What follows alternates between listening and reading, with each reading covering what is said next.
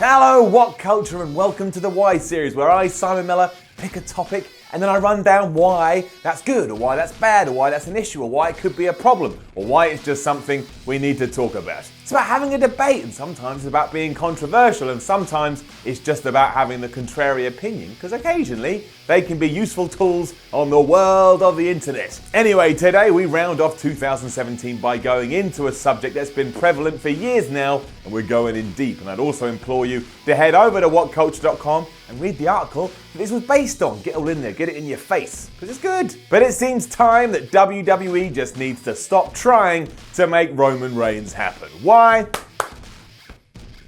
That's a weird one. Here's why.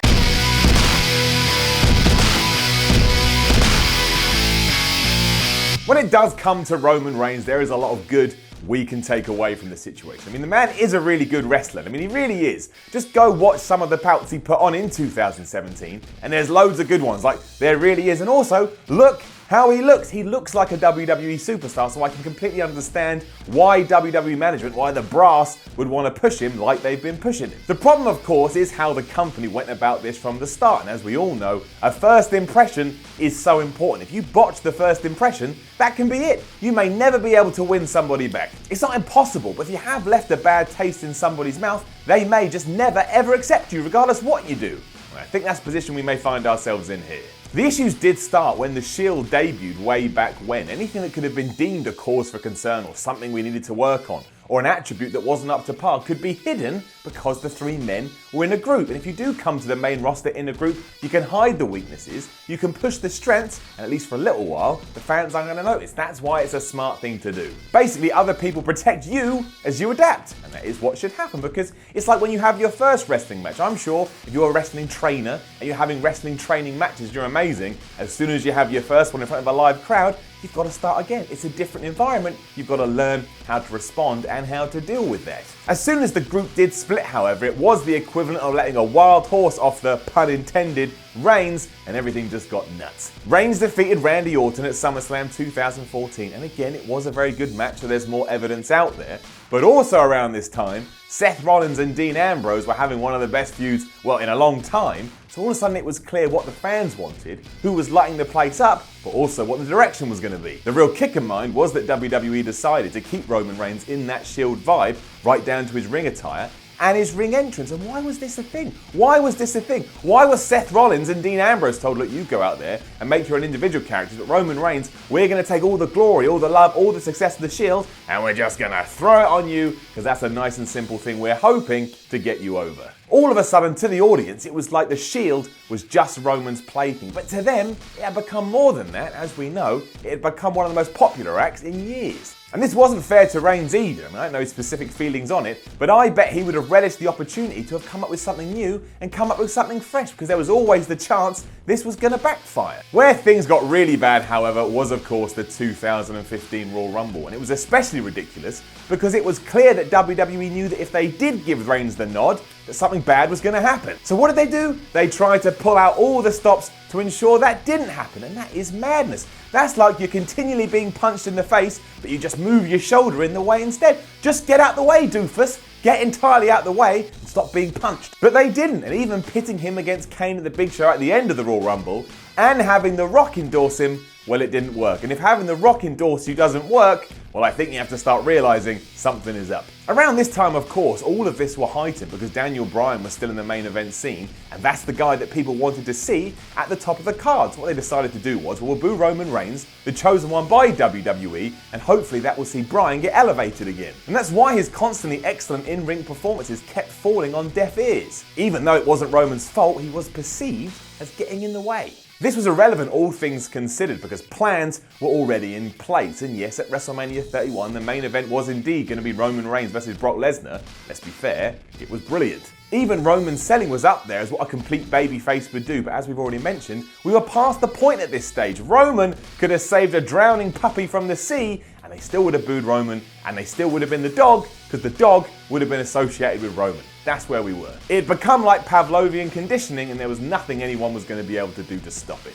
WWE knew this too, and that's why on this night they shelved plans to have Reigns win the title and and had Seth Rollins cash in his money in the briefcase instead. Now that did work out brilliantly when all things were said and done, but it was a stopgap. That's all it was just a way to buy more time so they could try and get Roman where Roman needed to be. Feuds with Bray Wyatt followed, and we all know why that didn't work. And while his program with Triple H did have some highlights, including when WWE just decided, hey, why don't we make him a bit like Stone Cold Steve Austin, and it actually got him cheered for a while, ultimately, the entire of the Royal Rumble in 2016 was built around Reigns, and so was WrestleMania 32. If you didn't like Roman and then you saw all this, it was just more fuel to that damn fire. There was some form of respite in 2016 because he did evolve a bit as a character. He was more edgy, he was more of a badass. And finally, he was stopped being scripted corny lines that were doing him no favours, and he had those incredible matches with AJ Styles. And let's be honest too, his matches were better than what AJ and Chris Jericho came up with.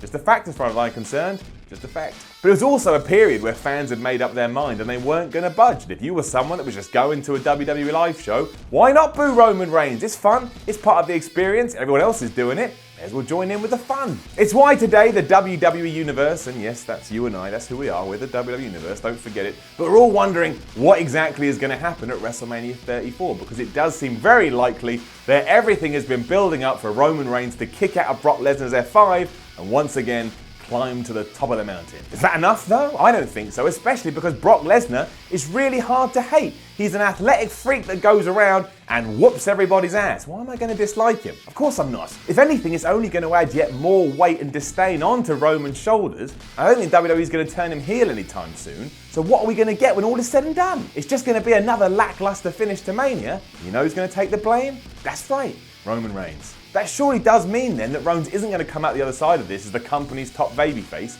So what are we even trying to achieve anymore? And don't get me wrong, in many ways he's a fascinating case study in wrestling and he is an asset to the company. And I totally believe that, but whatever the original plan was, it's not coming to fruition, so we've got to come up with new ideas and we've got to come up with new concepts. There's nothing else you can do. Because if they don't, how much longer can this go on for? And if anything, it's not using Roman to the best of his ability. Here we have an absolute warrior who can go in the ring and looks like a WWE superstar, but instead, the way he's being booked is clipping his wings. And he does get huge reactions, you can't deny that. When he comes down that ring, you think you're looking at one of the most important people in the WWE. Whether he's getting booed or whether he's getting cheered, he's getting a massive reaction. But this constant wash, rinse, repeat attitude just isn't working, and it's not all of a sudden gonna just fire up now, is it? It's not like he's not living the dream, of course he is, and he is really, really successful, but he could be more, and he could be moved into a new position, which in turn would open up other opportunities for the rest of the roster. But keeping him in the same position and expecting a different reaction while you keep doing the same thing over and over again, well, that is the definition of insanity, my friend. As far as I know, insanity, it ain't great. Now don't forget to leave a comment below and let us know what you think about Roman Reigns and the WWE and what should happen in 2018. Like, share and subscribe, follow What Culture on Twitter at WhatCultureWWE, then head over to WhatCulture.com, read some articles, including one this video is based on. My name is Simon Miller, you've been watching What Culture, and make sure you have yourself a damn good new year.